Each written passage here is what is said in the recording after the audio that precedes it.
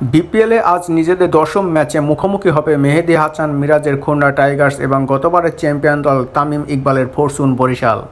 আজ বেলা 1:30 মিরপুর স্টেডিয়ামে মাঠে নামবে এই দুই দল। এর আগে চট্টগ্রামের মাটিতে একবার মুখোমুখি হয়েছে, যেখানে লাস্ট ওভারে 7 রানের হারের স্বাদ নিতে হয় মেহেদী হাসান মিরাজের খুলনা টাইগার্সের। এদিকে পয়েন্ট টেবিলে ভালো অবস্থানে আছেন তামিম ইকবালের ফরচুন বরিশাল।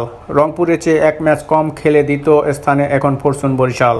10 ম্যাচে 2 হার 8 জয় 16 পয়েন্ট নিয়ে টেবিলে 1 নম্বরে রংপুর রাইডার্স। অন্যদিকে 1 ম্যাচ কম খেলে 9 ম্যাচে 2 হার 7 জয় 14 পয়েন্ট নিয়ে টেবিলে দ্বিতীয় স্থানে তামিম ইকবালের ফরচুন বরিশাল।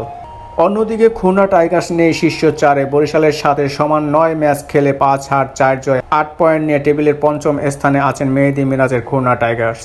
আজকে জিতলে পয়েন্ট টেবিলে 4 নম্বরে চলে আসবে মেহেদী মিরাজের খুলনা টাইগার্স।